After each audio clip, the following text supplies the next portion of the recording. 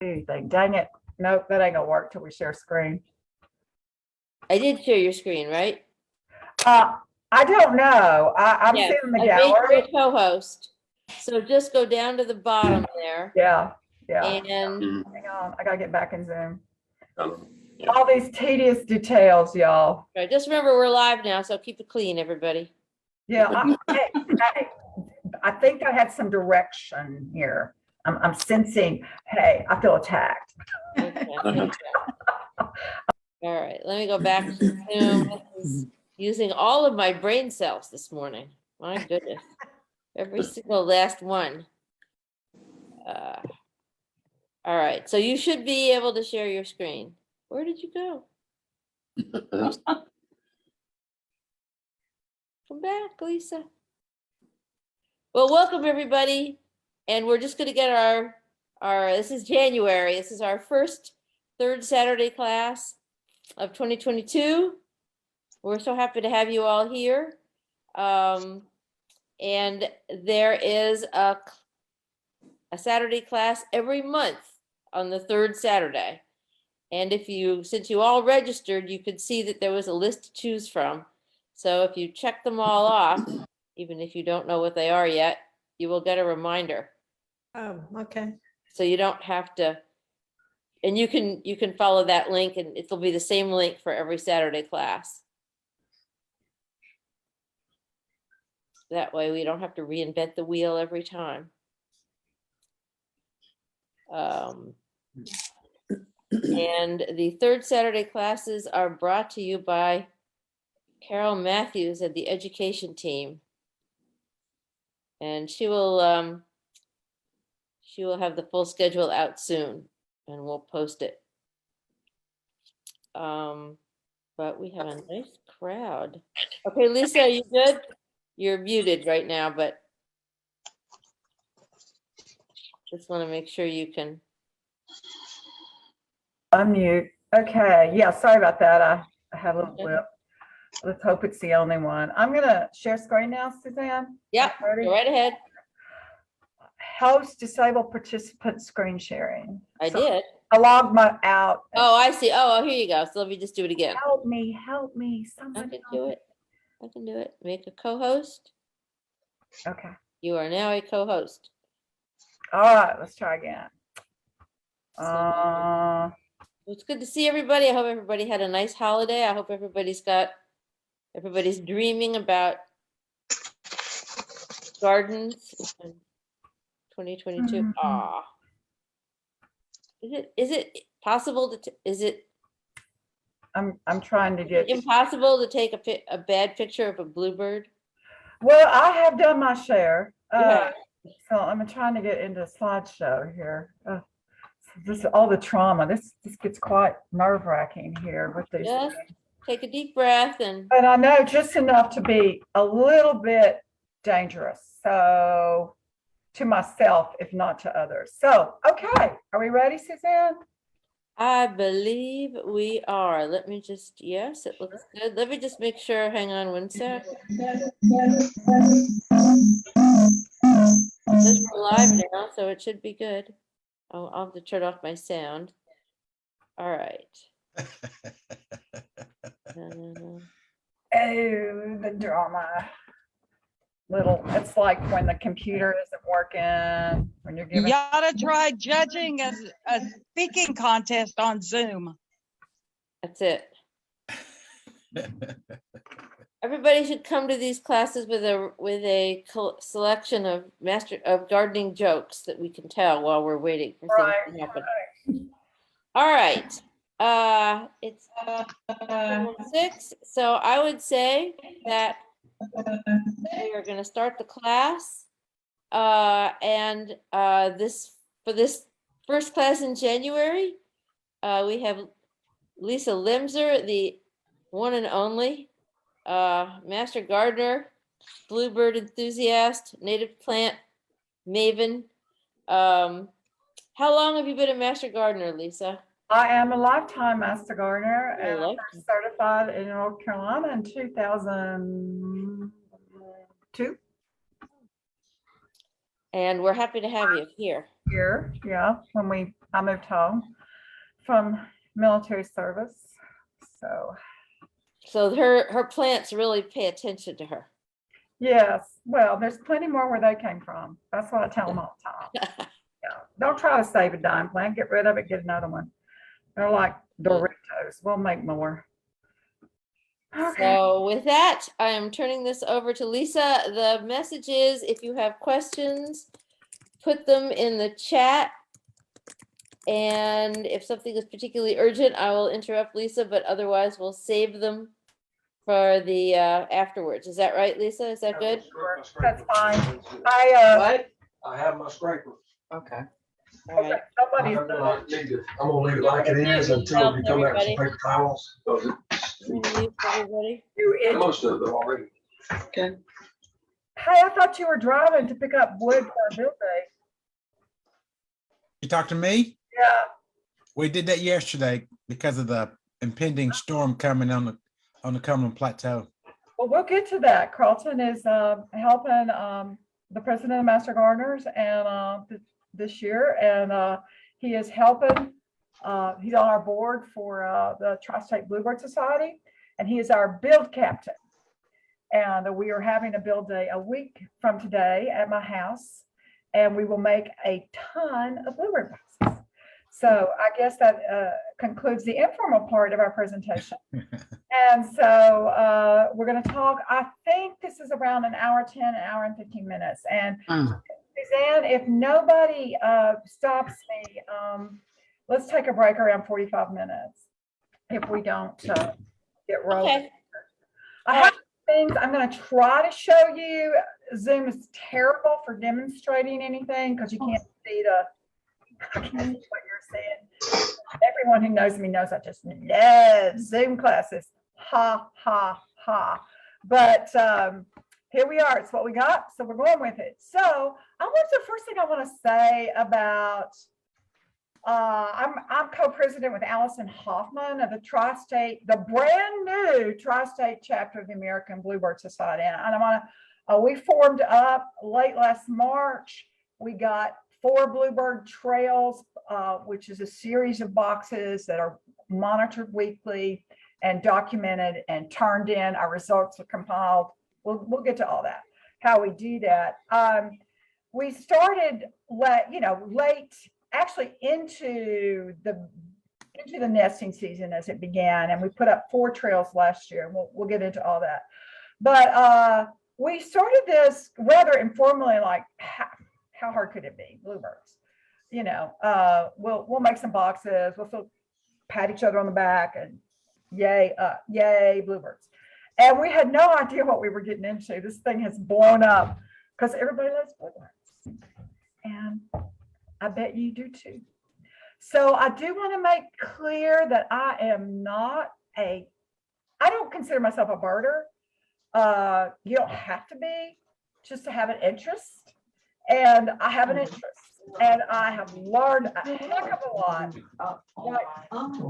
Carlton, you need to somebody else. All right. Could everybody please mute yourselves?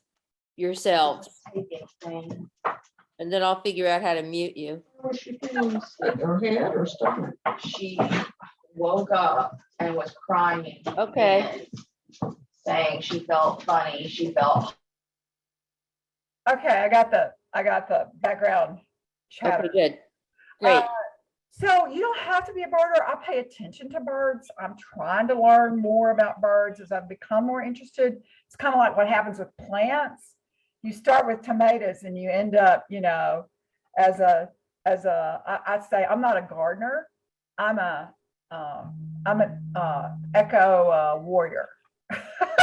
That's what happens. You get sucked in. So same thing is kind of happening with bluebirds, but you don't have to be an expert. They're one of the most easily identified birds in North America. Luckily, because as we all know, when you're trying to identify those birds, to me, a lot of them end up in the IBB category, itty bitty brown birds. And it's been a lot of fun.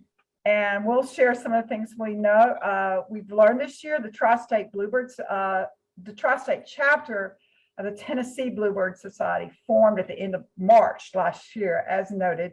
And we're part of the North American Bluebird Society. It's got all these state organizations. And that's how new we are. There's our little logo.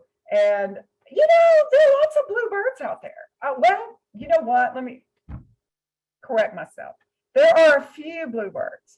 Blue is rare in nature. As anyone who's tried to garden with blue plants know, blue is hard to find. You might get that purple, but true blue is very hard to find. It's mostly in Texas and the Southwest, blue bonnets and stuff like that, which are not going to grow here. Do not plant blue bonnets, y'all.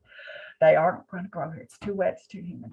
But this is probably my favorite bird, although that's kind of like saying, that's my favorite plant. You know, don't you hate it when people ask questions like that? Like, who knows? There's so many wonderful plants. There's so many wonderful birds. But I love the indigo bunting. I pay attention to where they are. You can find them. They are migratory, so they're not in our area right now. They migrate very deeply into Central America, one of the longer songbird migrations. And they will be coming back around late March, early April. But you can see them at Sturkey Farms trailhead on the Chickamauga Greenway, I know for sure. But from a distance, like a lot of blue-birds in nature, from a distance, they look black. And you just say that's just a black bird up there. And then they shift and the sun hits their feathers such that our human eyes can see this magnificent blue. But they have the blue belly. That's one of the ways you attach. Of course, everybody, you either love them or you hate them. Our ubiquitous blue jay, it is everywhere. They're very common, but that's no reason to despise it. I have found in human experience, we tend to not value what's common. And isn't that a sad comment on us? So these are still beautiful birds. Aggressive birds that can be an enemy of smaller songbirds. They can take their eggs and hurt them. They're pretty, you know, ain't nobody bossing this bird around. And of course, another this is my new favorite bird, the tree swallow, and they nest in our boxes, and we'll get to that as we talk more about that. This is a migratory bird also. It's not here right now, but this is one of our most beautiful birds. It's totally white from its beak. It doesn't have white patches like a lot of birds do. Well, white underneath. Well, what does that mean? You know, in the field guides. But this is white from tip to tail. It's very, very bright, bleached white with this gorgeous iridescent feathers. They, again, like the indigo bunting, it can look black until it makes that shift. And believe me, it will, because it's a swallow and it's constantly in flight. And that blue hits you in the eyes, and you almost can't believe your eyes. It's that beautiful.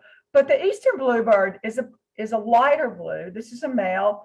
The females, as I'm sure all y'all know, are pale, and they have a much lighter red rufous chest, and it doesn't go as far down underneath, but they are still distinctly blue. And of course, everybody loves bluebirds. They're like some kind of pop icon, and like unicorns, you know. Everybody loves them because they're, okay, learn to control. It's very touchy. They're not aggressive to humans. They're really not aggressive to other birds either, and they can kind of get beat up out there in the natural world. As Carlton always says, Hakuna Matata. It's tough out there for our birds friends. And they are reasonably tolerant of humans. That's why we can put these nest boxes and these trails, we can put them up all over, close to where pathways. They just are not bothered by us. We open the boxes once a week. Sometimes this is the mother sitting on her egg. I believe it's the female. And she stayed in there, the box, the whole time. And we're trying to count and document week by week what's going on in there. And usually this is rare. Usually they fly out. And that's one of the reasons we construct the boxes the way we do. We open the side panel, and you can just imagine this giant human face appears. at like outside your nursery window? What if a giant bird face appeared right out? I mean, I bet you would have a reaction. And they generally fly out. We leave them an escape route where they can generally fly right out the entry hole, which is specifically designed for these birds we're going to talk about. And so such that it will exclude other species, including some of our more aggressive species. So here's a female ignoring a male, always sound advice. And, you know, you just see these birds frequently, commonly, often in flight. They're good, strong flyers. This is a range map. This is a classic depiction of a range map. The purple is year round. So you can see we have the bluebirds we're seeing in the winter. We have them year round. Now, interesting to me, of course, this is summer range and this is winter range. They don't go very far, the ones that do migrate. And this is something I had never considered before that I just learned. So these birds up here that are only in these states, bless their hearts, in the summer, they migrate to our area and south for their winters. So when you have a late freeze or a really historically significant freeze, like we had the Texas ice storms, remember when all Houston was like a mess, or a late ice storm that Missouri had a bad one. These birds that are overwintering there from this region, y'all can see my cursor, right? I don't know what we're going to do about it. Okay, yeah, I see heads nodding. Okay, so these birds their populations and their nestling output was way down this year because of those ice storms killed so many of the birds that were up there. We think the resident birds did better, but I mean, how do you know? Because unless they're tagged, they kind of look alike. Just so that's our bluebird range, and we are very lucky down here. And you see it petering out just as you get into the edge of the Ohio Valley. Now, all birds are in trouble, y'all. This is bad news. In 2019, Science Magazine released a study that stunned the ornithologists that were participating. They expected bird populations to be down from their 1970 baseline that they were using, but they were astonished at how extensively they were down. And it was pretty much across the board, except in a few instances that I will discuss.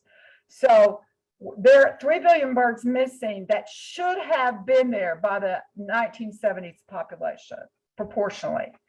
And, you know, there's a lot of reasons for that. And this is probably affecting a lot of birds, but particularly the cavity nesters. So I was under the age of 40 in the 1980s. I was under the age of 30 in the 1980s. I'm hastened to say, do the math. And you had probably never seen one. I don't remember them from my childhood in the 60s and 70s. I don't, but you know, here's the sad thing about diminishment and extinction. You don't miss what you've never seen. So that outrage is gone because you don't miss it. It's a very dangerous thing. So we all, this is what was happening. It was happening to other birds too. And 1970s, this is a different study. So we, you know, catastrophically declined in that time frame and were in danger of losing this species entirely. And y'all know why. This is not breaking news. And this is true for just about everything on Earth. They've lost a place to raise their young. They've lost forage in these there's a lot of grasslands throughout our eastern forest too. And insecticide use is just off the charts. It's irresponsible, particularly the homeowners. They've done studies and they're actually using less in rural, in commercial agriculture than homeowners are using in their yards all too often. And that's mind-boggling. Just, and what we're getting, and this is affecting pollinators a lot too, are sublethal doses because a lot of these insecticides, which includes herbicides, and I do use herbicides very carefully, but we do not use insecticides. In sublethal doses, and that means, I'm sure most of y'all know what that means, because many of these insecticides are indiscriminate killers at their contact insecticides, but the most damaging ones are the systemics, which are absorbed into the plant tissue, inculcated at the cellular level, so that pesticide, insecticide is incorporated in the pollen, in the nectar. So they'll get a little bit. We really think this is a huge factor as our native pollinator species collapse, and also with the European honeybee colony collapse. And of course, it just makes them weaker, as you may well imagine would happen to you. That's the way to kill your spouse, right? Give them little doses over time. And of course, you all know all this. I don't need to go into it. This is Dallas, and this is, I think, LA. And we've always thought that, okay, but we're America. We still have plenty of forests out there. There's been some comeback in forestry in the East. But so the birds, all our species are okay because we have enough natural areas where they can go out and survive. But do we really, y'all? Who you trying to fool here? So the eastern bluebird and all our songbirds and all our pollinators and all our everythings are trying to get in here and cobble together a living and raise families in this, what we've done and what we've made. And so they need our help. And we can make dramatic differences, really instantaneous ones, with changing what we're doing in our yards, at our churches, at our schools, instead of maintaining barren wastelands and converting this in a significant cumulative way to habitat. So where's your possible forage? I mean, okay, you know, you got no forage out in places like this, or God forbid, Atlanta. And possible forage, like even in older mature neighborhoods, where are the nest sites for all these cavity nesting birds are increasingly have even less of a chance, because what do you do when you have a dead tree in your neighborhood? Do you see any dead trees there? Go outside and drive around your neighborhood and count the dead trees. We take them down. You know, there are people making a living off doing that. And I don't want dead trees hanging over my house. I mean, it's not completely crazy, but that's where bluebirds nest. That's where chickadees nest. That's where woodpeckers nest. What are we doing to them cumulatively with these multiple threats? And also we have our little friends, sarcasm font. These are introduced species from Europe. Actually, the house sparrow is I think strictly from England. But the house sparrow is the most, European starlings will kill bluebirds. They will kill anything. They can be very aggressive to our native birds. But the house sparrow is the particular one we have to watch when we're checking our bluebird trails and bluebird boxes, because these can get in the way the box is designed. They will, we have a native bird that will punch in competition for the nest, will punch holes in the eggs, but that native bird, the house sparrow, will not, the house wren will not bother the adults, but these birds will kill a mother sitting on her nest and incubating her eggs to get that nest spot and build a nest right on top of her. They'll hold their skulls if the bird can't get away. So these are very, very, and they thrive. We'll get to that. We'll talk to them a little more. But there are success stories, and it's rather bleak, but realistic picture I'm painting. And we have brought back a lot of waterfowl. And any duck hunters out there, Wild Ducks Unlimited has brought in a huge amount of, mostly through habitat restoration. It's all about the habitat, y'all. It's all about habitat. We've done a real good job with hawks and eagles, mostly through bringing them back from the edge. And of course, the magnificent California condor, which I saw once when I was out at Zion National Park. They were fledging their babies way up on the cliff. They really do have a 9-foot wingspan. So we brought these back from extinction. Not California condor was almost extinct. Eagles and golden eagles were almost they were seriously threatened. This through elimination of DDT, and now they're working on the lead ammunition, which is affecting a lot of bird populations. Lead in the bullet is left in the environment. The small rodents, etc., eat it, and then owls eat it, and there you go. Here you go. And hawks eat it, and then they're dying of lead poisoning. It's a real issue. And we really brought back bluebirds, and we can do it if we just, as a society, as a culture, decide.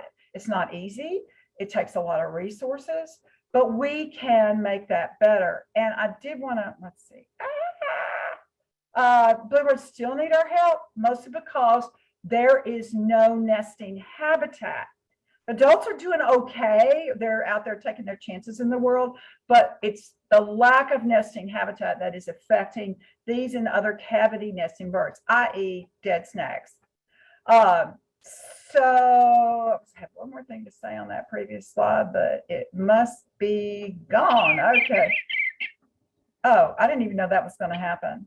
Oh, bonus. Anyway, that is the what they sound like, and it's hard to. It sounds like a lot of other birds to me. You know, is that a bluebird or is it a robin or is that you know, they've got the kind of little gargly sound without a strong lyric in it.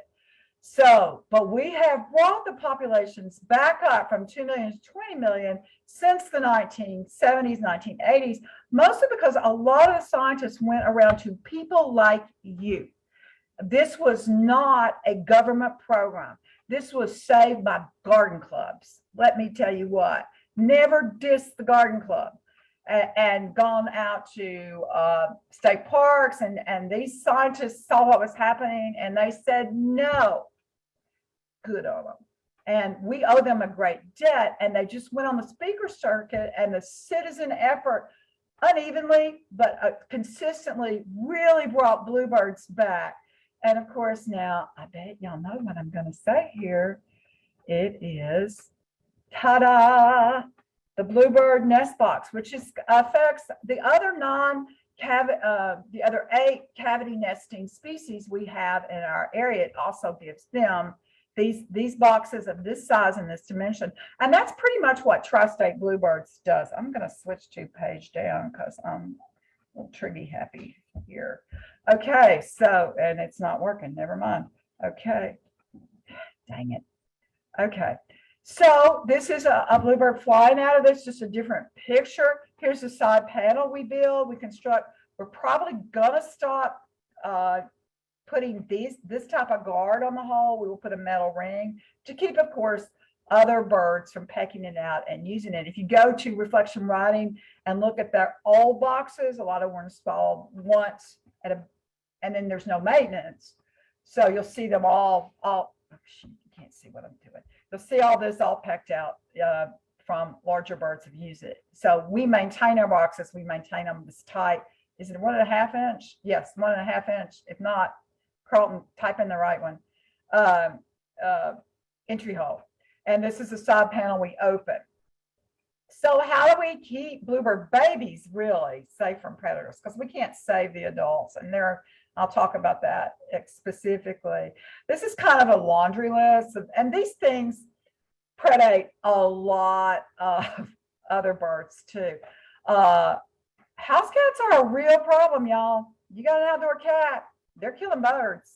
They are not, and I've heard so many people say, well, my cat doesn't kill birds. Like the statistics are overwhelming, and the losses to the songbird population are overwhelming. Your cat is killing birds. You're just not seeing your cat kill birds. And unfortunately, the little bell doesn't work, which would be wonderful if it did, but it doesn't. Birds don't associate that sound with cats. If only they would, but they don't. Now, I can't really talk about the flying squirrels. These are nocturnal creatures. We do have them in East Tennessee. I'm not sure about how prevalent they are in our region. I know they have them Loudon and north of that area, but I have never personally seen a flying squirrel. If anybody knows differently, and I didn't look it up, so just type it in the text box and refute my premise. Our two biggest are these top two.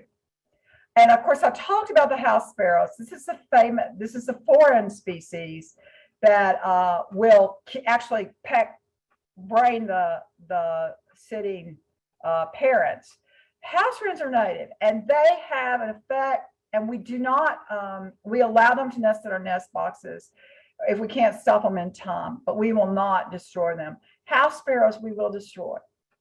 They are a serious threat, and I'll talk about that a little bit more. Now, the adults, hawks, of course, the babies are safe as long as they're in the box. But hawks are a huge, raptors in general, including owls, are a huge threat to songbirds, period. And although any size hawk, even our larger hawks, and certainly owls, although they're not out at the same time, they will take a happenstance, a flyby. If they get a songbird, they'll take it, but they don't hunt them particularly. The larger hawks, like the red broad-winged and the red-shouldered and of course the red tail, are primarily hunting rodents and other things, but they'll take a songbird. But these two smallest accipiters specialize in hunting songbirds. It's what they eat. It's what's for dinner. The sharp-shinned, and I cannot tell these apart. I've done the field guides. You have to look down. They're very similar in size, jay or dove size. The sharpies, it's usually the sharpies that I've seen in my yard, and the coopers on the right, and they're hunting adults. So hopefully they've already passed on their genes.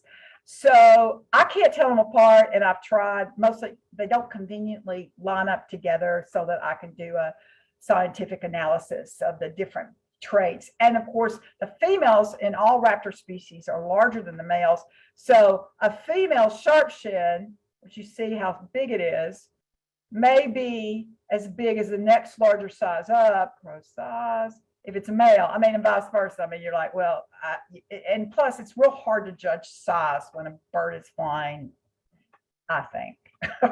Maybe you're much better than me. You're more calibrated.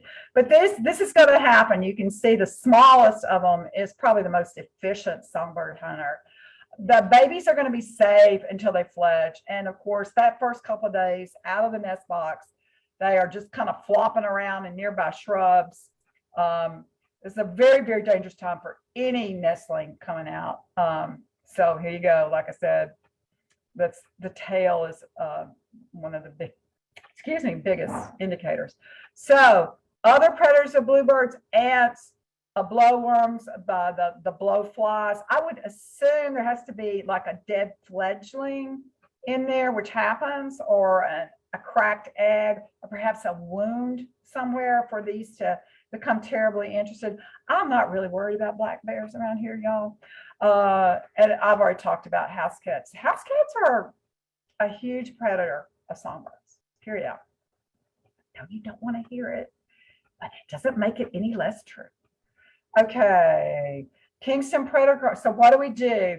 The primary raiders of the nest box, raiders of the full nest box, are the raccoons and black snakes.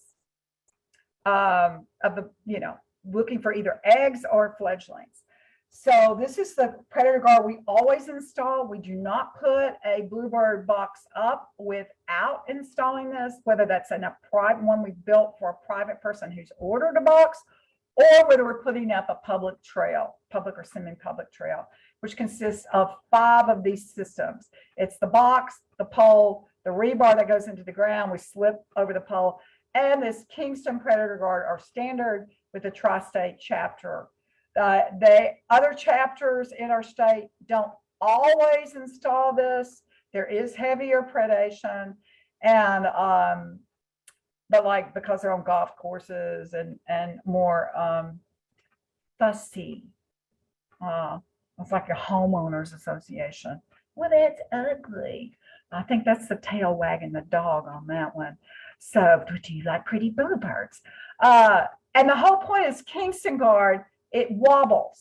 It's hollow, it's stovepipe that we, how do we get that together? I should pay more attention on my own build days. Anyway, so, and it wobbles. Oh, Carlton, type in the answer. Hey, Carlton. And the whole, and you'll get people as we make these, you can't stand that it wobbles. It's okay, I'll say it. It's always men. They want it to be straight and fixed, But the whole point is to wobble because it defeats raccoons and also black snakes. The two, well, we think it's pretty effective against snakes. Now here's another one you occasionally see. This system, this box system has both this Kingston Guard and this Noel Guard, and that keeps raccoons or possibly cats from reaching in. I can't really think of any other creature that would do that. A black bear, if it's raided by a black bear, they're just going to tear the box apart. Gooey goodness inside. And not even, you'll definitely know if it's a black bear. So this does not by itself stop snakes, interestingly enough. Snakes are, you would think that'd be so uncomfortable that they would not do that, but they can get through that. It's really raccoons and anything with an arm reaching in like that could stay up there. So we'll go a little bit into fleeting them. And most of your songbirds, even when they are grain eaters or seed eaters later in their lifespan, they eat insects and feed their young almost exclusively insects. And of these other insects, but of all the birds out there, bluebirds are primarily all their lives going insect eaters. So at any time. So are you making insects? And in the winter, there's not a lot of insects. That's why some of us love winter so much. But, they're eating berries at this time of massive fall and winter proliferation in nature, when all the berries are out and they're feeding the great migrations. And you can imagine they evolved to feed these majestic migrations we no longer see.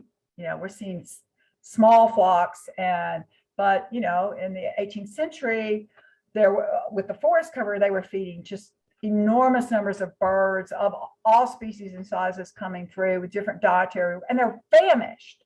When they land at night, they are ravenous. So what's on your table? What are you feeding them? And of course, our regional bluebirds do not migrate. They're year-round residents. So what are you making in your garden to feed the bluebirds? And it's got to be native plants, y'all. I hate to tell you, no, I really don't. Native plants. They're the ones making the berries that are going to carry them over the winter that they can eat. They're the ones making the that allow the caterpillars to live. And we'll get into that a little bit. Some of you already know this relationship pretty well, but it's all about native plants. Those chrysanthemums and pansies are pretty, and you can put them in a pot, but they're not doing anything to affect this food cycle. They're from other continents, and our birds and our insects don't even recognize them as food. The berries, there are, of course, spectacular exceptions, like everything you say about nature, like privet. I mean, birds will eat it and put those berries all over, as we all know, and privet removers, specialists that we are. And of course, the privet came from China. So yay, team privet. And it's a perennial, horrific, invasive plant here. These are native berries. So, these are seen, mostly they eat basically caterpillars. They will eat these harder shelled insects, but it's hard to feed their, it's hard to break into that chitin, and requires more digestive capacity to do that, more calories to digest. And here are mealworms. These look like live worms to me, not the crusty ones you buy in the bag, the dried mealworms. And they, of course, they truly love. And I just put out a mealworm feeder. I put it out Wednesday. I had bluebirds eating out of it Thursday. Now, I also had bluebirds in my area. I knew they were nearby. They do not come in general to feeders because why? Because they're insect eaters, they're carnivores. So you have to specify your bird food to what species you're trying to attract. These are the dry ones. They're crunchy and feel kind of nasty, but you need to get over that. You're a gardener anyway. You've had your hands in all kinds of stuff. So this works, and they do love it. And it's good supplemental feed, especially if you don't want to do it all the time, especially if there's a storm coming in, summer or winter, or you live in one of these high tide neighborhoods where there's no native plants, which is pretty much every neighborhood, and they're hurting for forage. Now, and also remember, while bluebirds are out foraging, or any bird, they don't have time to fly to a park somewhere or a natural area where, they've got to forage within a few hundred yards to keep those babies fed.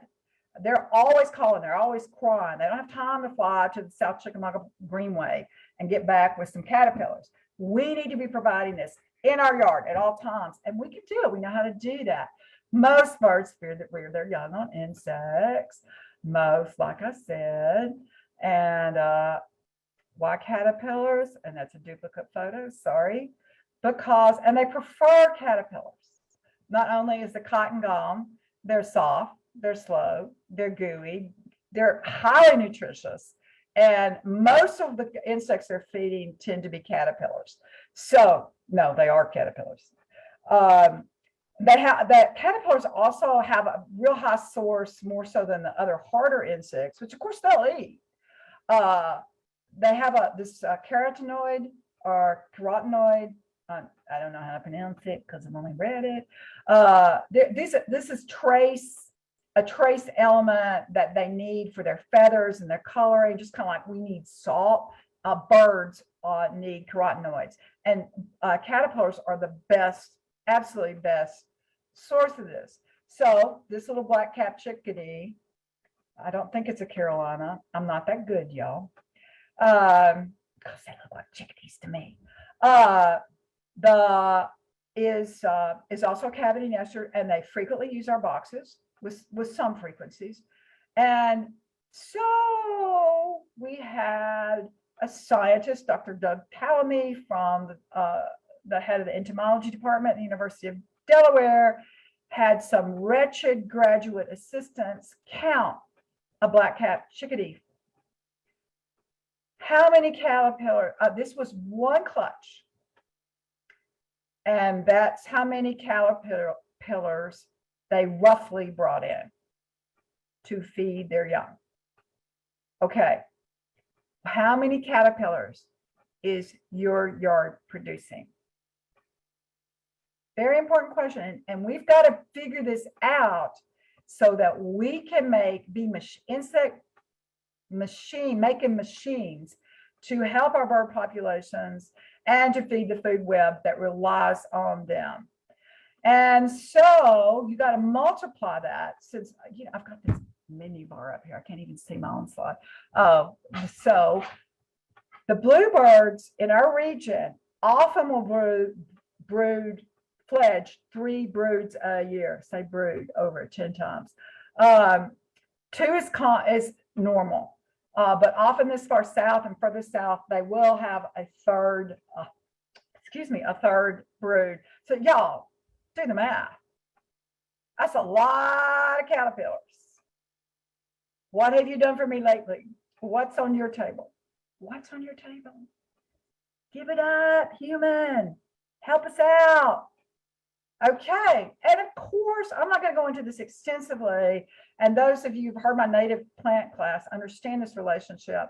But what we've learned really is that stripping out the native plant base is one of a huge and unaddressed factor in species collapse in our species collapse in North America. Our insects co-evolve to eat plants with the plant. And the plant says, no, don't eat me. I'm going to come up with a way to repel you, repel borders. Arr. And they do. And then the insect said, I'm hungry. Enough of my babies have died. We'll figure out a way to evade your nets. And so this has been going on for millions of years, such that as a plant evolves a defense, the insect co-evolves a counter. But each time this happens, the plant is able to screen out more plant chewing insects. And that's most insects, y'all. Some insects prey on other insects, so they're carnivores like us. But most insects are eating plant tissue, as any gardener well knows. So that they have co-evolved such that only a few, most insects, particularly the plant-eating ones like caterpillars, can only eat a genera or a species even of plants. And most people have heard of this with the monarchs. The monarch caterpillar can only eat a milkweed in the milkweed genera species. No, genera. And we have about 16 or 17 native milkweeds to our region. So, I mean, they can eat any of those, but they've got to have them or there will be, you've killed off the population of monarchs in your yard. That is not something to be proud of. We can do better. So these highly specific relationships really mean that if you don't have the plant, you don't have the bug, you don't have the caterpillar. So how are you going to feed those birds? What's on your table? It's all connected, y'all. It's all connected. Now we really are, we call ourselves a TriState Bluebird chapter, but we're really cavity nester chapter. We are sharing these boxes with other birds. I think we may need a break. We'll go through this and have a little break. So Carolina chickadees are the chickadees you're going to see in our area. I'll take their word for it. It's a great native bird. If you get them in your Bluebird box, you go, yay, a great native bird. I've made more chickadees. It's not bad news. It's not either or, y'all. We want to make more life. Let's make more life. Now, we'll make more bluebirds, but let's not. This is a great little native bird, spunkiest bird on the planet. You know, they've done studies, and if the Carolina chickadee is at a feeder, well, if a songbird's at a feeder and a bigger bird comes in, they generally fly off because, you know, everything's trying to eat them. But not Carolina chickadees. These tiny little birds are like, you know, a blue jay comes in, they go, hey, get out of my way. I mean, they've really got attitude, these little chickadees. This is what their nests look like. They do sometimes nest in our box. It's full of moss. It's a clean nest, and that's what it looks like from the top. And this is, okay, this is my soft spot bird. Love this bird. Love the tree swallow. Now the tree swallow they're very weak perchers. Their little feet are just sad because they spend most of their life in flight. They're hunting. You see them like most of the swifts, very acrobatic. They're the ones darting around. They look like bats in the daytime bats, because they're catching insects right out of the air, and they're spend most of their life flying. And they are cavity nesters. Again, this beautiful, beautiful bird. It's just an indigo blue. When you hit, the light hits it, and we already talked about what it looks like. So we changed our design. We had one bad incident with one of the first trails we put up. So we changed our design, and all our boxes have this piece of screen in them. And that's to allow these weak perchers a little louder so they can get out, because they can't scrabble out. We had a terrible incident. A female tree swallow came in. They look identical to the males, and they are just about, and they she couldn't get out, and she died in there trying to get out. And it was horrible, and there was poop everywhere, and there was a dead bird. Oh, yay, we trapped a bird and killed it. That is not our goal. So this allows them to get out and allows their babies to get out. I think it really actually helps a lot of the fledglings, particularly some of the weaker ones, get out. So this is a standard feature of the Tri-State chapter of the Bluebird Society box. And here they are again. And I threw this one in just because I love these birds so much. This is a really pitiful old box at my church, and we've already replaced this box, but there they are, sticking their little head out, just as cute as they can be. Okay, enough already. They have really beautiful nests. They're similar in a lot of ways, very dry, clean smelling, but they always line, and white or pinkish eggs, beautiful eggs. They line them with feathers, a top coating of feathers. They either find, I don't believe they pluck their breasts, but it's just a beautiful presentation of nesting. And it's just, that bird's got character. They're not supposed to anthropomorphize like that. So kill me. Okay, and here's another depiction of the box. Very, very recently hatched. This egg's still not hatched, of the tree swallow. Beautiful. Jeopardy, jeopardy, jeopardy. Oh, you hear this day and night. Carolina wrens, another great native bird, cavity nester. They don't always, it's unusual for them to nest in our boxes, but they will do it, especially if they're around brushy, shrubby areas. So again, you see it in there, great. Go Carolina wren. You don't take it out. You don't hurt the bird. And their nests look very much like, okay, I'm going to do this. Oh, will she ever get back? Is she lost forever? Oh my God. They look like this, but they have a tunnel. And we didn't know what it was. I'm like, it was our first year. What is that thing? It's kind of tunnel. What? And you can't see in the tunnel because you're supposed to be counting and documenting the boxes. So we finally got some help with Dr. Aborn, and he told us it's a Carolina wren. So, which was, and apparently that's fairly unusual. Okay, you got that. Great native bird. Houseman is notice how I changed the language, a tolerated native bird. This is not a winter resident. You'll see them, when the migrations begin. This little boss, they're not endangered. Okay, we tolerate them in that if we see them building a nest, which you will, we take the nest material out. But once they lay the eggs, they're a native bird, they get to live. Okay, that's just how we handle it. But they do this, and you've probably seen this in other boxes, to eliminate the competition. Notice poke every orifice around with that stays stationary long enough with these little sticks. They're just trying to, and they'll do it with a bluebird. We had a standoff with one, and my husband was going out every hour. He got demented, and cleaning out all these little sticks. But they are persistent little cusses, but they get to live because they're good native North American bird.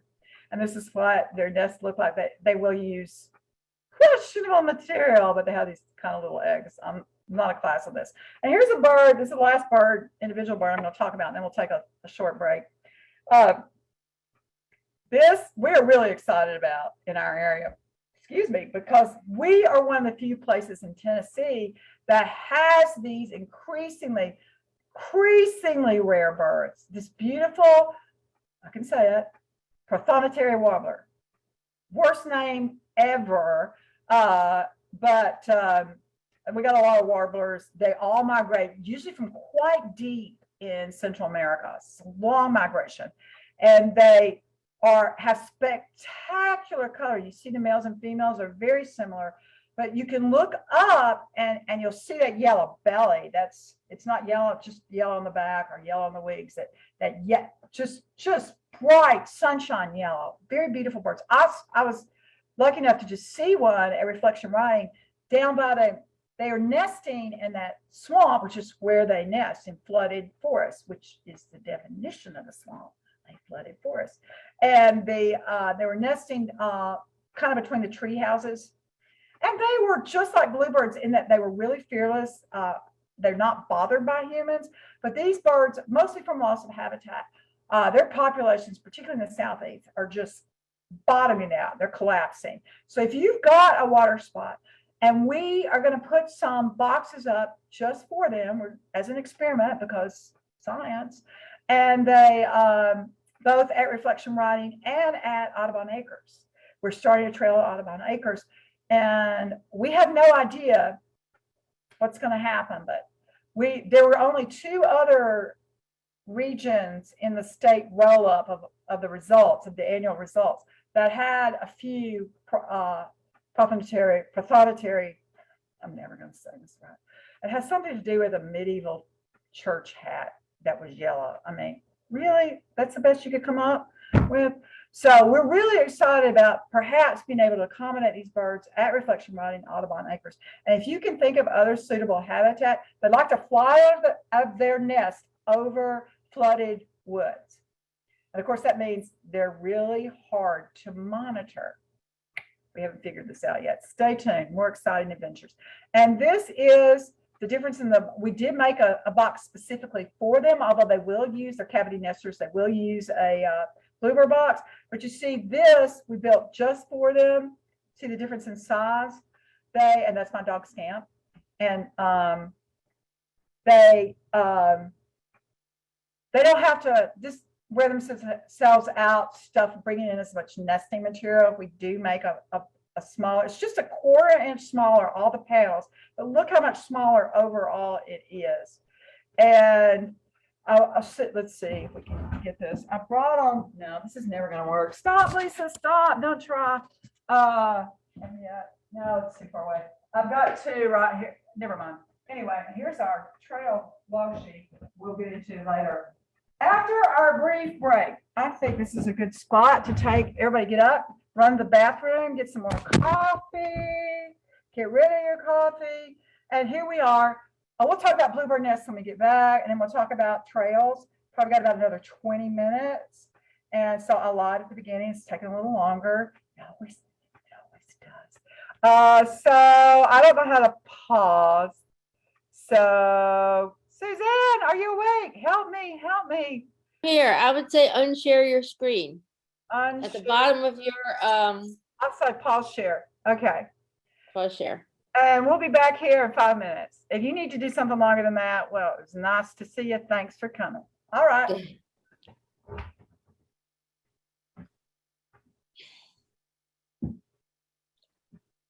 A lot of people have asked questions about the particulars of Bluebird boxes, and I'm sure that will be addressed in the second half. Yes, we'll talk about it, and I'll give you a source for it because I don't expect you to, we have a great source for that. So just hold those kinds of questions, the technical questions on how to build it, or better yet, come to our build day next Saturday at my house, lunch provided. Carlson will be there, cracking the whip.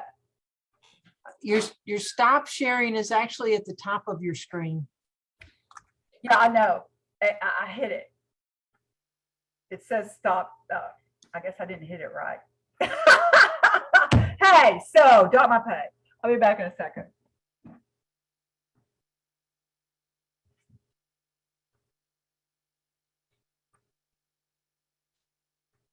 For those of you who didn't take a break, if you look through the chat, there's some questions and we'll review those questions after we get back.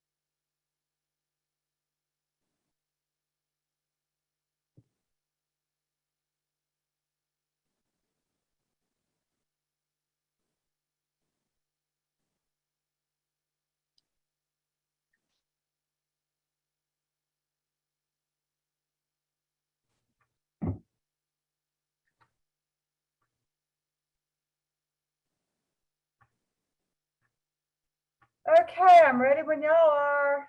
Somebody, let's get this show on the road. All right, hang on, let me get back. Okay.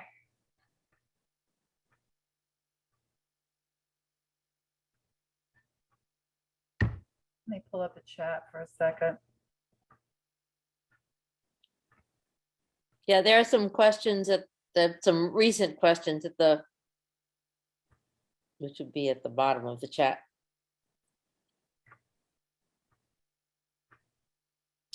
When should people clean out their nest boxes?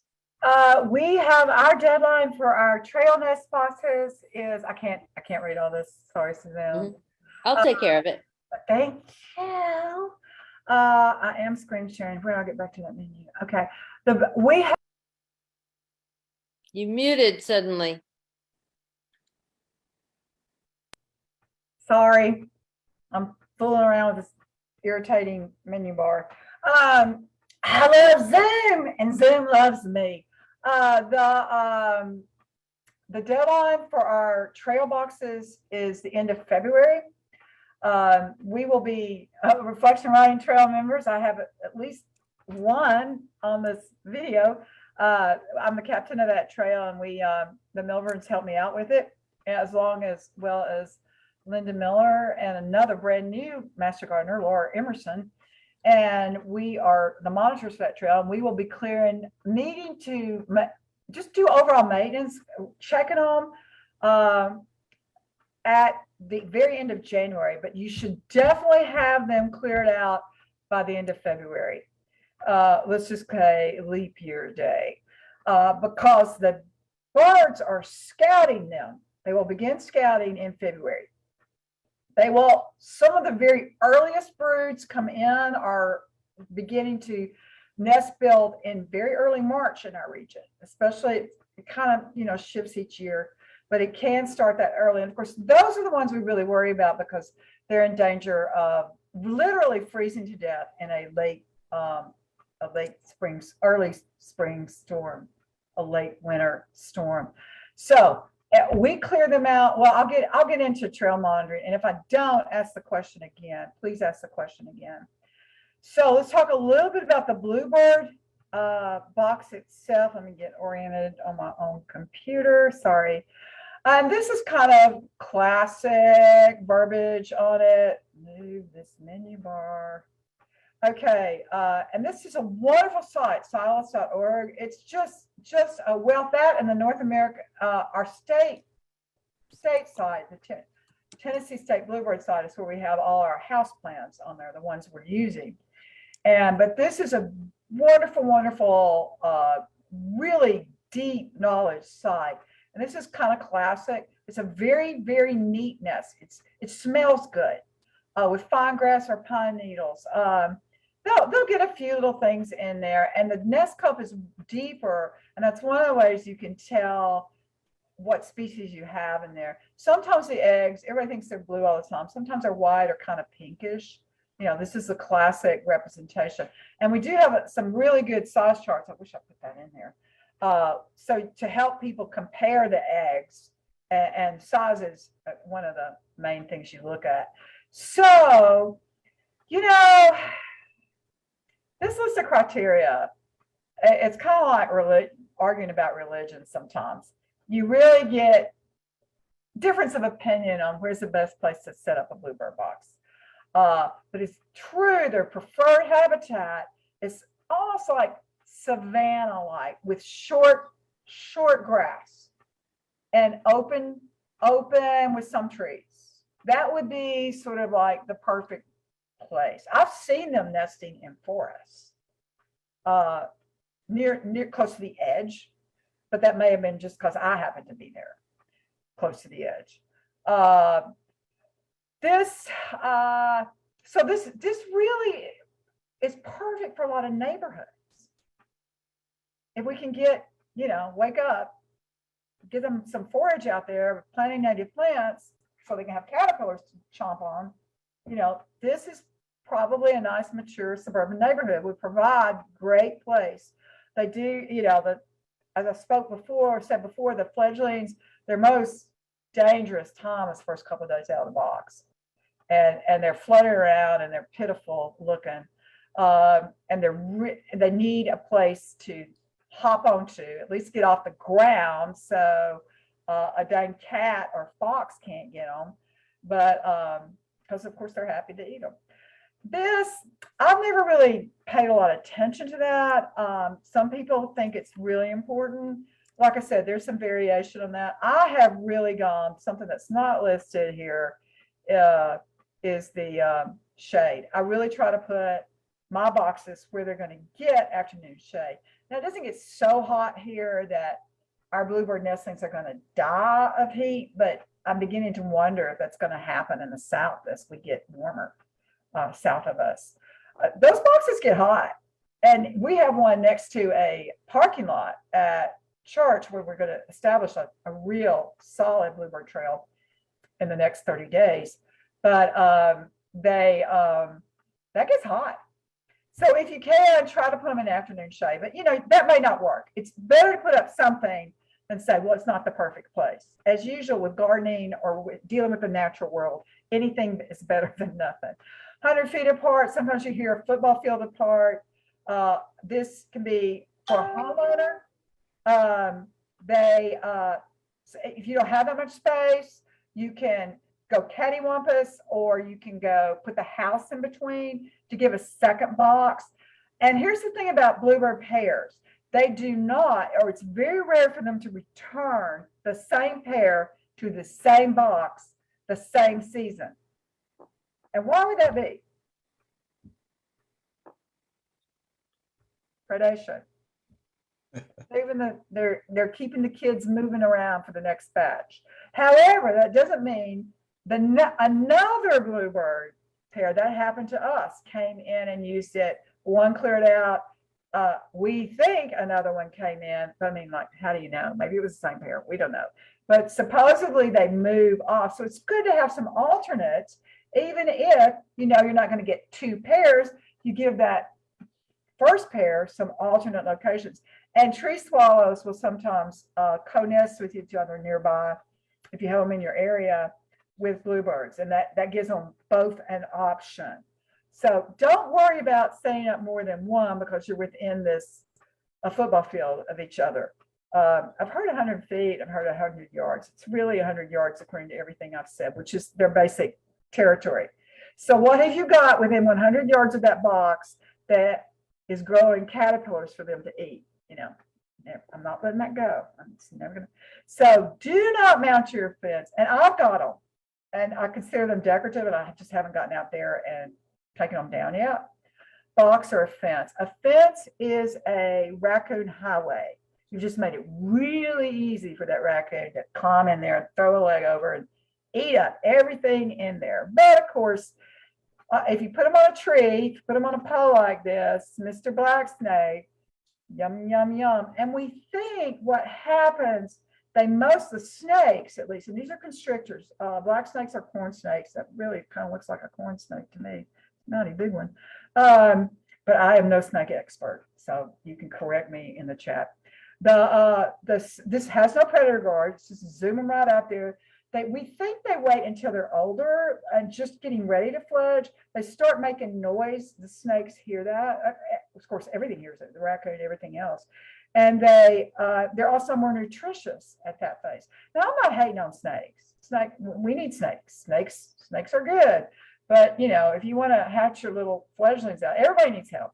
I'm sure the snake populations are down, but I'm not making bluebirds to feed snakes. I'm making bluebirds to make more bluebirds. So Mr. Snake, Jake the Snake's got to go find some other place. So let's talk about what goes in. And here we saw this literally last year. So we put up our trails. Our first trail went up the first week of April. And because we had to figure out how to build them and stuff. Up to 3 broods a year. Our last box was cleared out, I think, at the middle of August. Laura Emerson was still hanging in there, checking that box. There's not as many on that 3rd brood. There definitely have less do 3. And of course, it's going to vary based on forage availability and maybe how hot it is, maybe there are bad storms, it's just going to vary because that's nature. All this adds up, usually one per day. You can read this, incubated for a couple of weeks, and they're in the box 16 plus days. And this can be a problem. So when we're checking the boxes, because once they get close to fledging, leaving the box, you have to be super careful as they get big because they'll go and they're too young. They're not developed enough. It's like a baby that comes too early, really. That's a very good analogy. And they're much more vulnerable to be predated. Mostly they're not going to make it. So you got to be really careful when you're box checking late in the cycle. But the whole thing takes, as you add all that up, 5 to 6 weeks of exhaustive and intensive labor on the part of the parents. Parents haven't got time to be stuffing caterpillars in their mouth. They got to eat too. This is a great time to have mealworms out. So I can just run over there and grab something. Hopefully the hawk, the Sharpie isn't hunting your feeders that day, because they will do that and you will lose them occasionally. But the birds know that. It's a tough world out there. Hakuna Matata. It'll all work out. So we need to help them out. Now, this is something really interesting that we observed when we put cameras in these boxes. Diane Shelley was the first one to comment on this. If you see a bird, any bird leaving with something white in its mouth, it's a poop sack. And that's how they keep the nest clean. It comes out, it's a cloacal, I can't say it, sack, and it's like a dirty diaper. And the parents take them out. I mean, how cool is that? Who knew that? It's one of the reasons the nests stay really nice until the birds fledge. And once they fledge, believe me, it gets nasty fast. They poop all over as they try to leave. And that's one of the ways the babies fledged out of the box. And that because they're poop and they flatten the nest out and they're all gone because they're trying to get out. It's tough. It's tough being born. And the parents don't take those out. You get to take those out. And we do take out every nest because we strongly recommend that if you've got a box that you monitor it and document and help our statistics out, help scientists know what's going on. But that we take a paint scraper, lift the box out, put it in a bag, or you can put it on a shrub nearby, let nature take its course. And we cannot keep them by state law. You can't collect nests. But at that stage, when the babies are leaving, the parents no longer clean them up. And one of the ways we think we're missing on predation, if a snake gets in there, the nest is perfectly formed. It's clean and it's still in a cup. But when they're fledged, they boot it all to heck and back, just getting out. And there's lots of poop. That's one way poop is good in that instance. You did it. You are a granddaddy and a grandmama now. Oops. And why should we bother to monitor these blue boxes? Well, this is a reflection riding one. This is a trail and crossfall by the stake president's checking. This is a golf course, and they didn't use the Kingston guards there because the balls hit it all the time. But we do not put up systems like this. We only put up systems like that with the predator guard. But we're doing it as part of a giant multi-decade citizen science project. And it's been going on for, I'm not really sure how long the bluebirds have been monitored so closely, but because they're tolerant of human activity, we really can get in there, and usually close to us. We're living with them, literally the wild beside you. Isn't that a cool thing about birds? It's the wildest thing that can ever be. It's living right beside you. It's so cool. Of course, we check once a week, usually within like a 2 to 3 day window, so it doesn't get too stretched out. And you're looking to remove house sparrow nests. Those are the evil invasive birds. And we will not only remove their nests, we will remove their eggs. And if there are any young in there, I'm just putting them on a bush and letting nature take its course. We need to get rid of these birds. If you can't do that, at least call somebody. We'll come and do it. You're checking for insects like ants, or the ants don't usually kill them, but they certainly irritate them. I mean, wouldn't it irritate you? Sometimes, rarely, we get bees in there, and they're real, like a carpenter bee will be making a nest in the nest. It can be a little problematic to remove, but we've done it. I think Carlton did it. Carlton did that anyway. Of course, as soon as we installed the trail at reflection writing, a tree fell on it. So one of our boxes, and it was no more. And we record it. We document it on these log sheets. We clean out the nest as I described. The paint sprayers are the perfect thing to use. You just flip it out. We have gloves in there. We have this. Hey, let me try again. This is our trail backpack for reflection riding. Our trail is actually long enough, 2 miles. That's unusually long. That we put our supplies in here. We have plastic bags and gloves and insect repellent and your water bottle and various things. Diatomaceous earth. We put diatomaceous earth. We sprinkle it across the bottom of the box as a insect deterrent. And that is the only, of course, we don't use any pesticides. You want to use any mild detergent, Dove or Dove and peroxide to clean it out if you do that. But we just basically clean it out. And because we're checking it every week, we get them right away before they start to decompose. We're wrapping this up, y'all. If you're like dying here, when is that woman going to shut up? Won't be that long. Okay. We talked about all this stuff. As soon as the baby's fledged, that very next check, once a week, whether it's like a Monday, Tuesday that you do that, get the box out of there. It's going to have poop in there. That's going to attract undesirable insects. And this stuff I just talked about. So we'll go through real quick. And we have all this in a handout in our trail notebooks. And I will, so you can know what you're doing. I really wish we were doing this in person, but okay.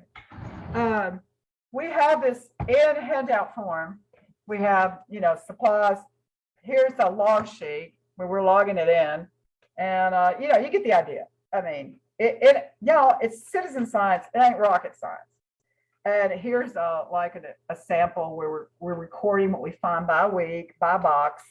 And we have these really helpful Bluebird things so you know what you're looking at, because we aren't born knowing this stuff.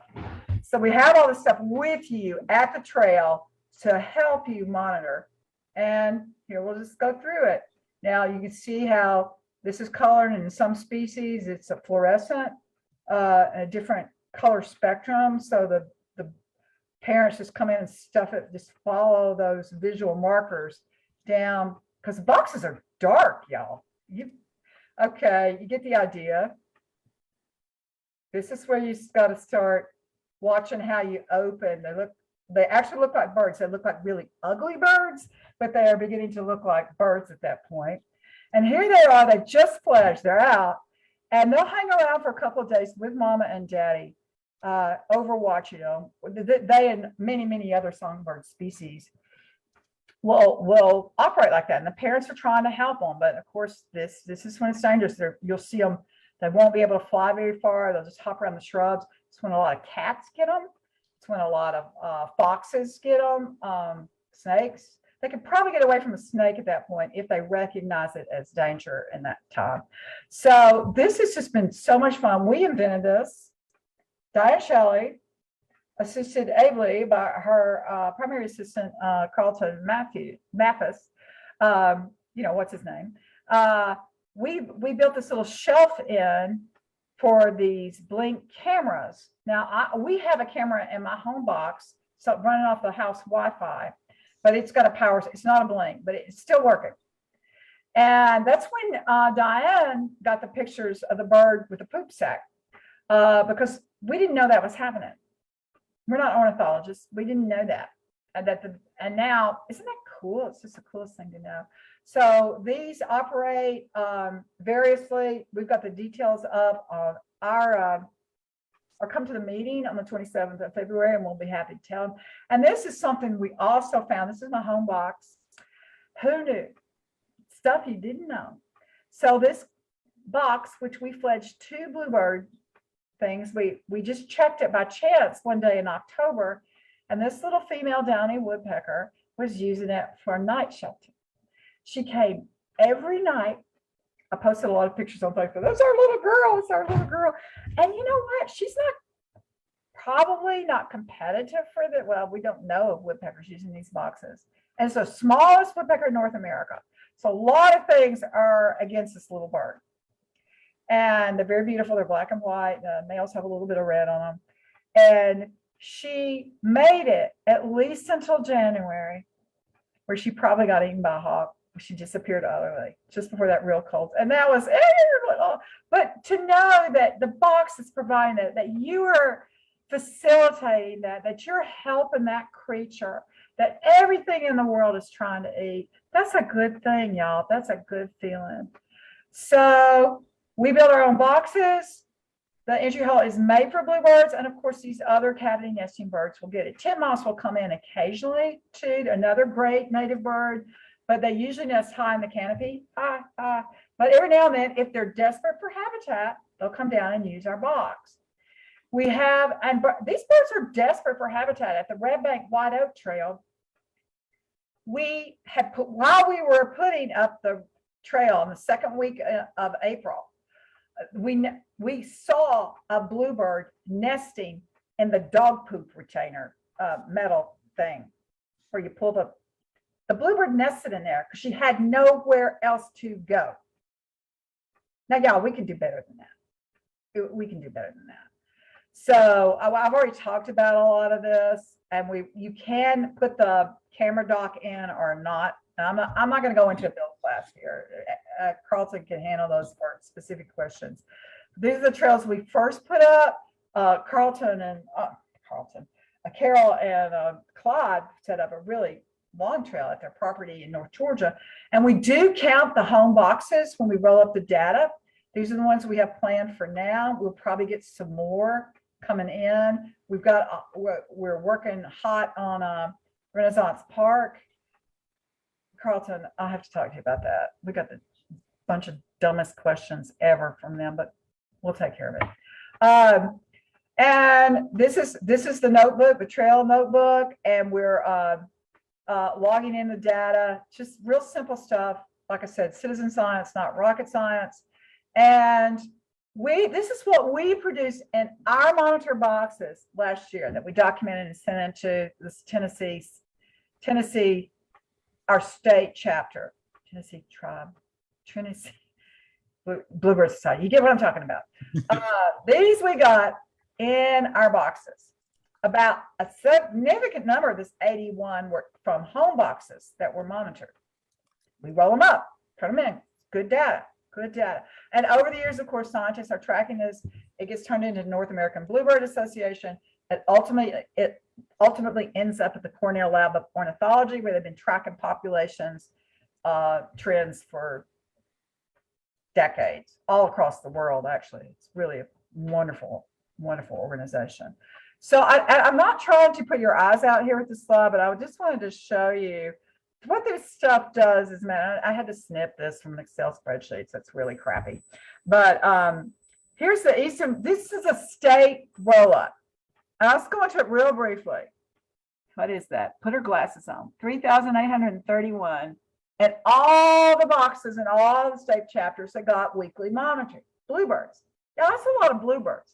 Our next most species was actually the tree swallow, using it. Over 1,000. That's really cool, y'all. Go live. Carolina chickadees, not so many. Not so many. And of course, you will see no invasive house sparrows. We took care of that. And others, you see there were a few of this yellow prothonotary warbler. But overall, the state, here's the number. Bottom line, we made that. Now, would they have nested without us? Well, some of them would. Don't know, do we? But we know we got 5,088 cavity nesting native birds added to Tennessee. That's a beautiful thing. Come join us. So we have these two build dates, like next Saturday. Is that right? Is that right, Carlton? Nod. That's correct. Next Saturday. Okay. It's at my house. We'll do lunch. We'll take all comers, but to monitor the Bluebird Trail, it's really simple and fun to do. You need to be a member of our chapter because we want you to know something. Sorry. Just, hey, I don't know. No, we want y'all to know enough about it to feel comfortable with what you're doing and to add value. We're going to open our meeting, kick off our season on this Sunday afternoon at 2 p.m. at Audubon Acres at Walker Hall. These are pictures from y'all. We worked hard that day. That was the October build day, and we got how many was it? 30 boxes built was the target. I don't think we made it. We made it. We ended up like 28. Yeah. And then finished a couple later. And we worked all day and worked hard. So once again, how we can help. A trail is 5 box system minimum, and we privately funded a couple more at Reflection Ryan. We're going to add a couple. We're going to add at least 3 more, Jim, and we've got 3 prothonotary warbler boxes. I want to change the name of that bird. And the trail captain just sort of heads up the trail monitors, make sure it's covered, and it's not a big job. Everybody gets involved, gets excited, and starts texting Bluebird pictures to each other all the time. Who knew this is going to take over your life? It's just really a lot of fun. And every box we sell, we do sell them to private people, but we run out of capacity pretty quick. We worked all day and got, just 20 something. Our goal now is to just have 20 per build day, but that gives us a year annual total right now of around 40, 60 if we do one in the fall, because we're volunteers and we got lives. If you do have one, a box, make sure you clean it out, make sure you monitor it, or maybe you shouldn't have one. So here's the TriState Bluebird contact data. You can order boxes there. I think we're really at capacity for the year already. I mean, we got them all last fall. And we are on a Facebook page. We do not have a website, but we do have the Tennessee Bluebird Society has an excellent website, and the North American Bluebird Society has these wonderful handouts that can help you. You can download and they'll send it to you if you join. They're really high quality glossies that have a little moisture resistance. Always helpful outside. And that's the one we use in our trail notebooks to help people, show people. And this is a site with the house plans. So if we have direct questions, and this is just an incredibly informative site, just a wonderful site, an inspiring site. I have not read the chat, and which I usually do as I'm going. I'm sorry about that. If there are a whole bunch of building questions, if we could hold those to the ends, and maybe Carlton's our build captain, he can address them in detail. But are there other chat questions? She said. Lisa, I've answered a lot of questions in the chat, so if you have any more questions, I would suggest that we talk about somebody, Carlton or Lisa, talk about how to build them, because there's a lot of questions. How high off the ground do you put it? How often do you clean it? So maybe just a quick run through of Bluebird box basics. Well, we install the systems on a set pole. Pole's 5 feet high. It's got clamps. It's clamped. You want it to look out over grass if possible.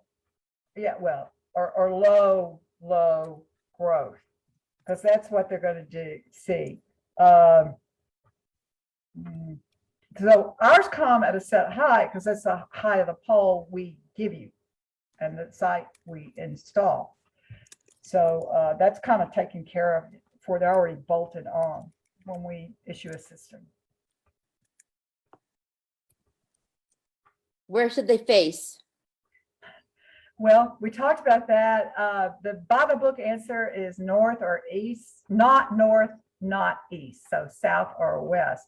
But my personal opinion, it doesn't really matter a whole lot. What you're trying to avoid is storms coming in and getting everybody wet, which most of our storms come from the Northwest in this part of the country.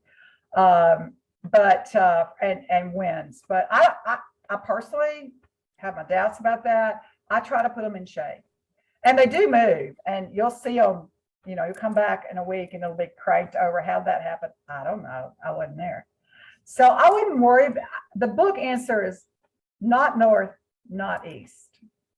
Not north? Lisa's answer. Did I get that wrong?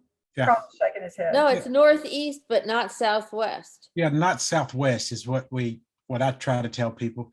But also I add in there that the mama birds will adjust. So put it where you can see it from your veranda or porch or sunroom, so you can enjoy the fruits of your labor.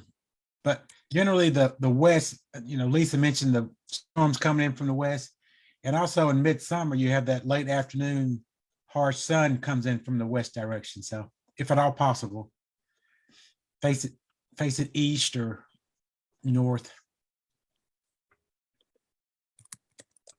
We don't have a web address for the local chapter, the TriState chapter. We only have a Facebook page. If anybody wants to volunteer to set up a web page, we would be happy to discuss that. We have the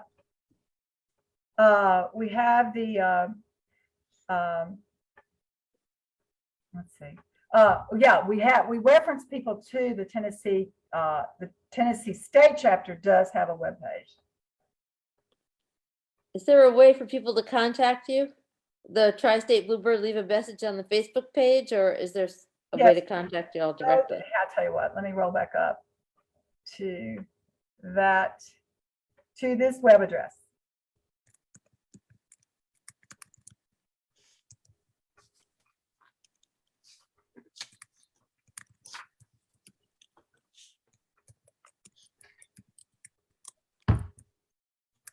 Okay, what else? I'm just going to, let's see. There was one question about, you mentioned using chemicals, but Don mentioned using 10% bleach solution, and I've used that, but that's a very weak solution. And after after birds have fledged, like in October, November, use that 10% bleach solution to soak the nest.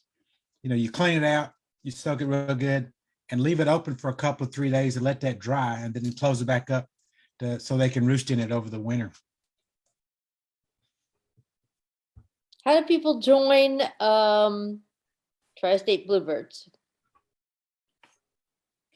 Okay, we have pinned on our Facebook page, we have our membership form. We do not have a fillable form. Anybody wants to do that?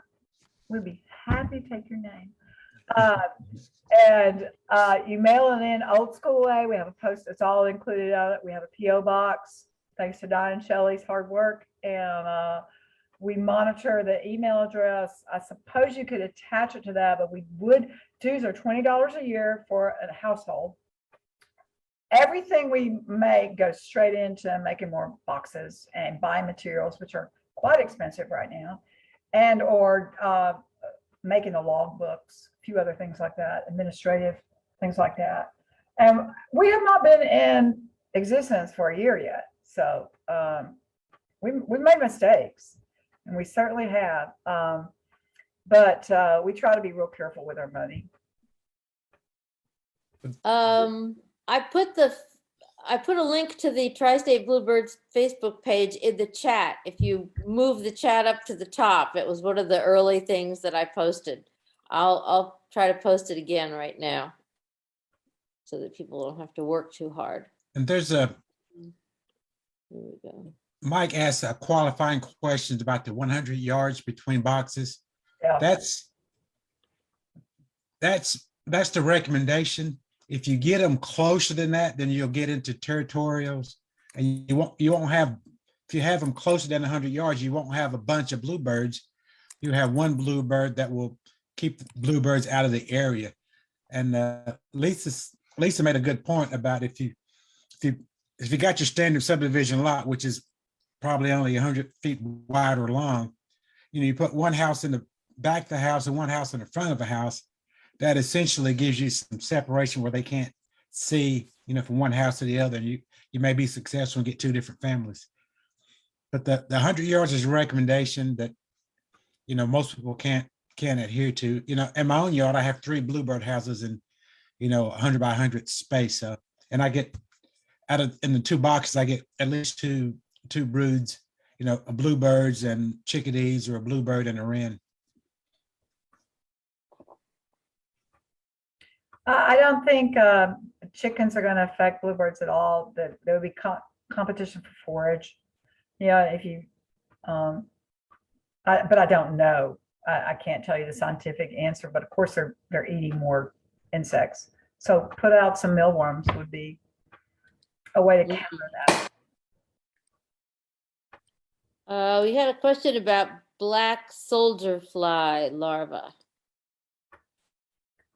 being suitable for. The only thing I know that they will eat, I have seen them at my seed feeders, but I use a very high quality seed from Wild Birds Unlimited. I use their No Mess, which is heavy and has a lot of protein in it. And I have found they will. I have seen them there. I'm not really sure they're eating it, but if they get hungry enough, they may try. They're kind of like us that way. I am not aware of the answer to that specific feed. Mealworms are all I know about, something to buy to feed bluebirds. Well, another source of food is suet feeders. Wild Birds Unlimited. Not that we're plugging them. We don't get any money from them, though we should.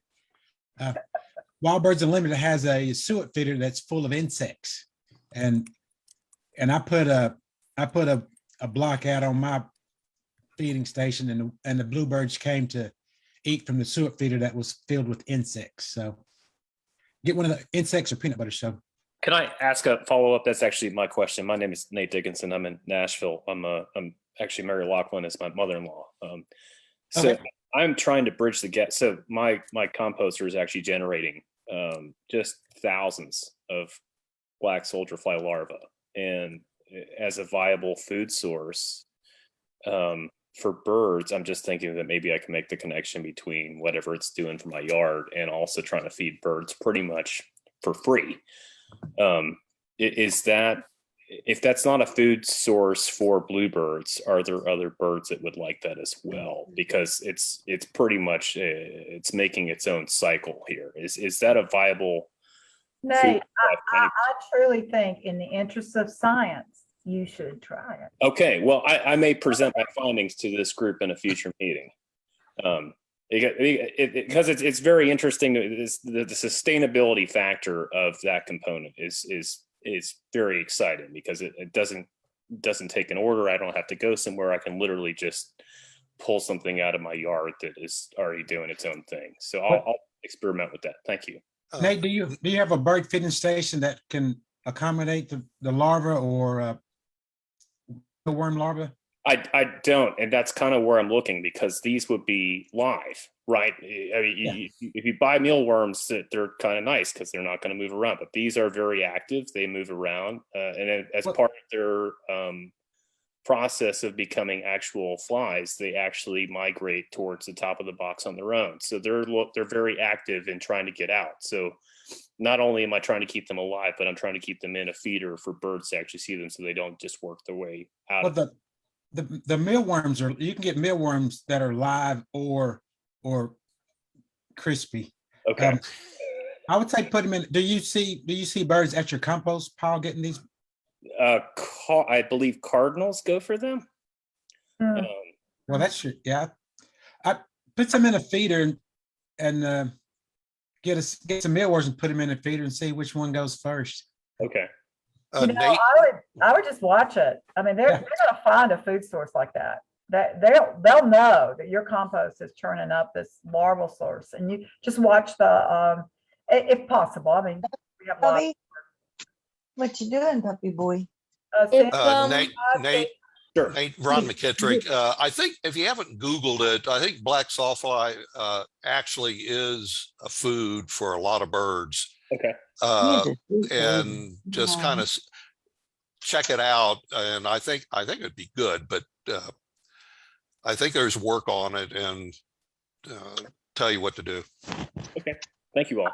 I see a comment from someone who was interested in being a trail monitor at Chester Frost. We have not got that trail up yet. We just got the permission for that trail. We'll be putting the trails up in February.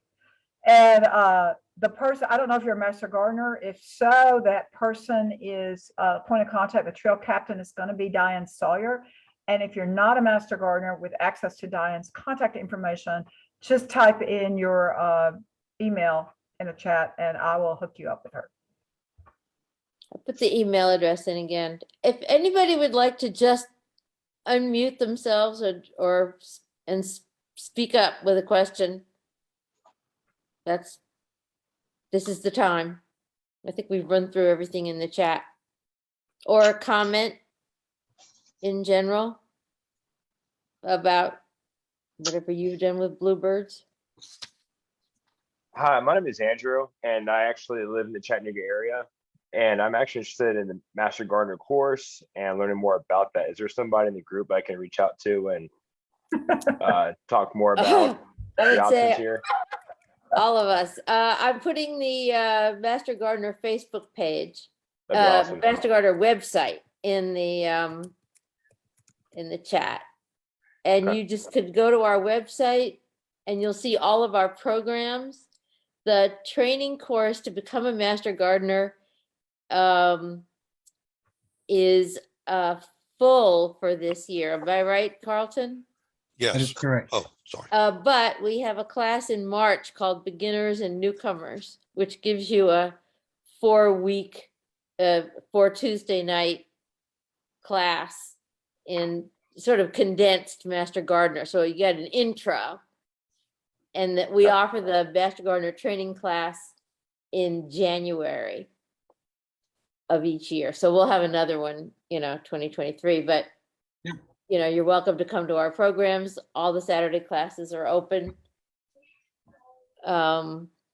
Yeah, and Andrew, like you said, the class starts in January, but we open the admission to it in November, December. So put that on your calendar for the 2023 class, and make sure you attend more of these third Saturday classes because they're all free, and we hit on a lot of different topics.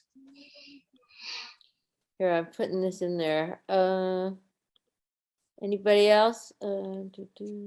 Lisa, can you hear me? Yes. This is Kathy Jones.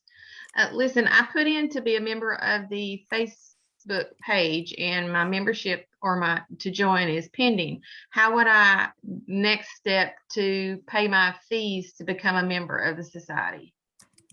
Well, I'll have to follow through with that with the membership chair, who is Diane Shelley. And Okay. you can reach her at the TriState, did I come off it? At this address. I think I'm sharing the screen. Does everyone see that? Yeah. TriState Bluebirds at gmail.com. Okay, send her an email at that address. Yes. If you don't, yes.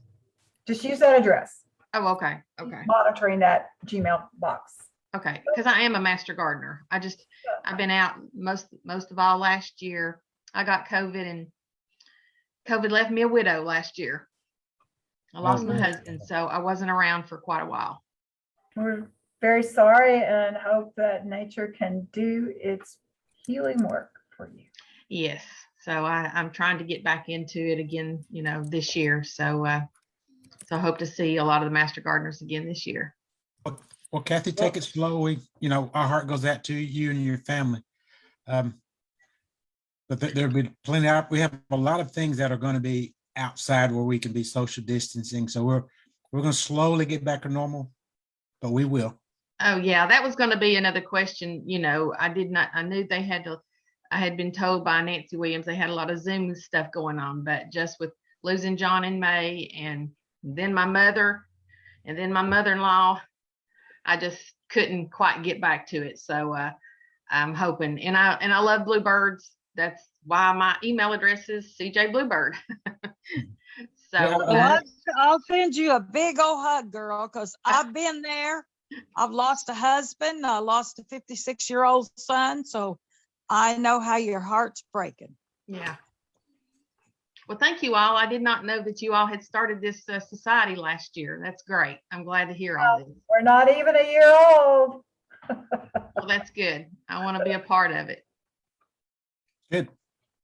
Lisa and Carlton, is there a way that I can attract bluebirds to eat more dried mealworms? Because they love my live mealworms, but I never seem to be able to get them to be interested in the dry ones. Well, Lisa mentioned it, but I typically just do the live mealworms during the brooding season. But one trick I've tried, and you can try this too, is to put some live ones on the bottom and put the dry ones on top of it. And the live ones, when they warm up, they'll move the whole bunch. And maybe that'll trick them into getting it, but they do prefer the live mealworms. It's just, you know, they're picky. So if they have to eat the dry ones, they'll eat the dry ones. But if they have a choice, they'll go for the live ones. I just put out dried and they eat my dried ones. Yeah. Somebody eats them. And I've seen bluebirds at the feeder eating them, you know, taking them away. I call that good enough. I have a question about worms. Just a follow-up to the last one. Apparently they don't feed the dried mealworms to their young because they're too chitinous, or they prefer not to.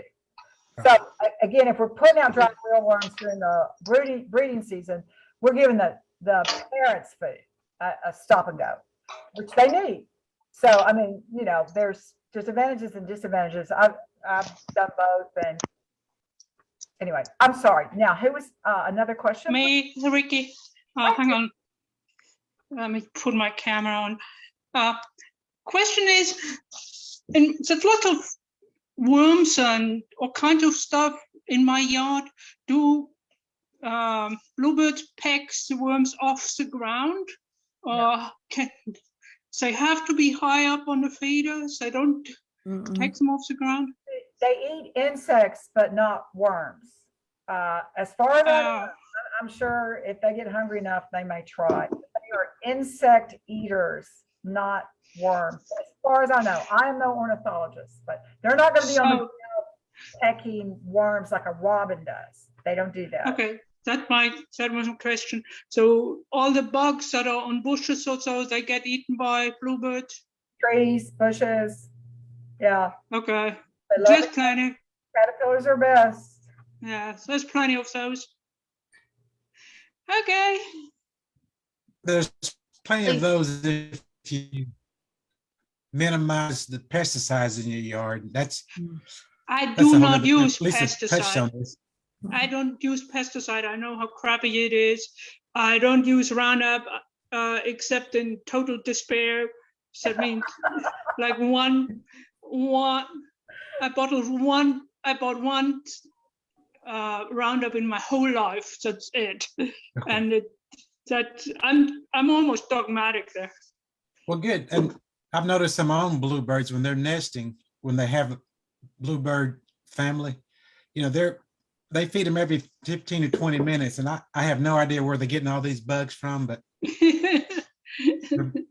they're there. They're from native plants. Okay, they can't eat your chrysanthemums. The bugs do.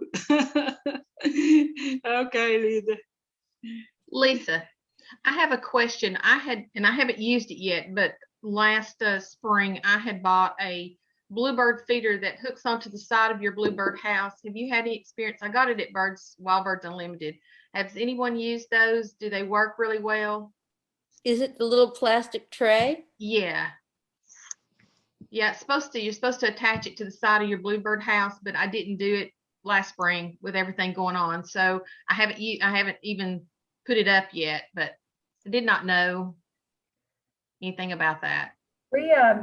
I believe the recommended version is to not use a concurrent feeder, to put it out in a way, because you're attracting other things to that box which may increase the risk of predation.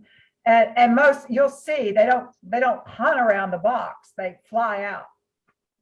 And Okay. so that's where it needs to be. You know, they fly out, they look for cover immediately. An ideal thing would have shrubs and trees within, 100 feet, 50, 100 feet. And usually we don't have an issue with that in our part of the country. Okay. He told me it was for the mealworms that I had bought. Right. Specifically. Yeah, and Carlton, you had some experience with that too, I believe, but in the interest of science, you could try it because that's our motto, in the interest of science. And every time we say it's like A all the time, somebody will surely come up because it's nature and say, but I've seen B, because nature doesn't read the books. Carlton, did you have an experience with that? I put a mealworm, I put that same thing on my bird feeder pole with the tube feeders. Well, that's what I was fixing to ask. I could just attach it to the bird feeder pole. Yes. And I Yes. saw earlier that was a mealworm feeder in the very beginning of the video that Lisa showed next to the mealworm bag of mealworms. Mhm. I think so. A separate mealworm Yeah. feeder, which is probably about 150, 200 feet from my box, my primary box. Okay. That's what I would personally recommend. I just wouldn't put them right there. They just don't use their nest, but this is my opinion. Yeah. And if anyone else has contrary experience, they can feel free to express it. I would just not put them together, co-located, but it might work. I wouldn't recommend the mealworm feeder on the side of the box either, because like Lisa said, you will attract other birds. The wrens that come to the box, mockingbirds that come to the mealworm box. So I would put it on a separate pole away from your nesting box. Okay. Okay. Did you get that mealworm feeder at Wild Birds? I did. I Okay. looked at several of them, and it has, you can raise and lower the hood to screen out larger birds. Apparently starlings They love it. sometimes attracted to them. Yes.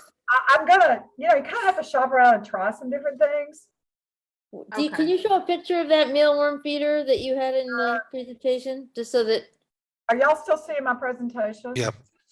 I bought the mealworm feeder from Wild Birds Unlimited that hooks on a pole, and it has a little cap that you can adjust the size to limit the bigger birds, but it allow the bluebirds and wrens to get to it. And like I say, not that we're promoting wild birds, it's just that you can get a lot of this stuff online, but it's a lot easier for birders just to walk into Wild Birds Unlimited and say, give me that, give me this. Well, that's what I like to do. And they have knowledgeable staff by and large. It's like the difference between. Oh yeah, it's the dinner bell dish. Yeah, and we look up the hood, and I have no idea. I could measure it. I could make sure it's 1.5 inches like our holes, which would let the smaller birds in. But I haven't yet. I mean, I just put this thing up 3 days ago, and like I said, I had bluebirds the next day, which surprised me, frankly, because I really wasn't sure they were overwintering in my immediate area, but they were. And if they come quick, that's great. And this looks like a good one you have. I got one like Carlton has, and I got an open one. And if you have starlings, they'll be there and they'll knock the top off and get in there. The other thing I had, particularly last summer, was I think we got a lot of rain, and boy, rain just doesn't come straight down. Mine would fill up and pour, mealworms out on the ground, and the wrens loved it. But you just need to watch them, I guess is the key word. If they're coming in quick, that's great. If they're not, if you get a rainstorm or a lot of wind, go out and check the feeder again, because they get mushy in there. Lisa, did you hang it near your other feeders? Yes. Okay. I only have so much. My attention span is fairly short. So yeah, I hung it with my my no mess seed blend, which goes a lot further than the cheap blends. They are certainly going through food right now, but I found the more expensive blends worth it. Not only because I know I'm giving my birds good food, but that it lasts longer because the cheap stuff just flies out. Yeah. Bag of potato chips. But yeah, they're all together just to make it easier on me, which is a Okay. legitimate concern of the gardener and bluebirder.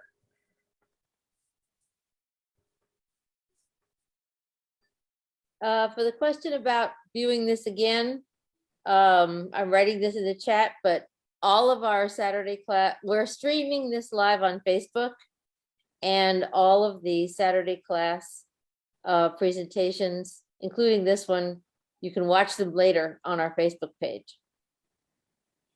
And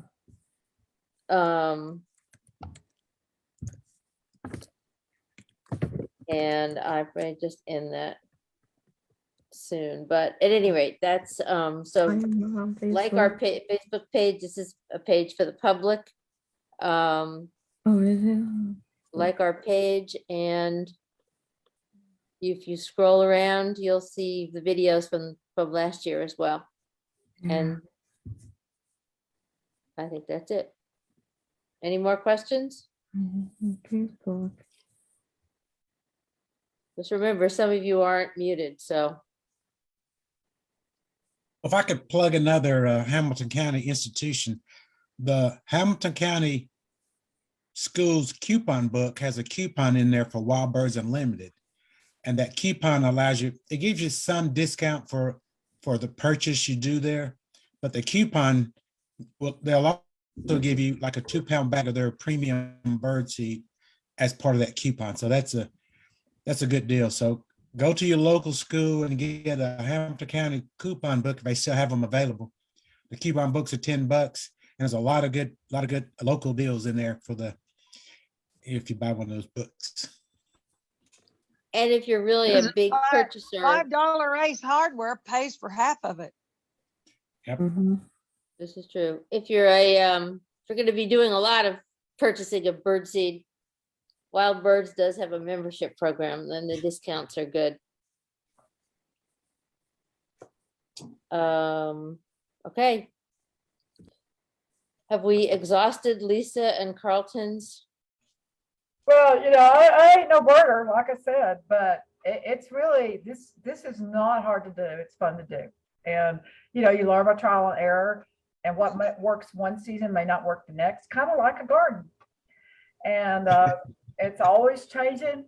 There's always more to know.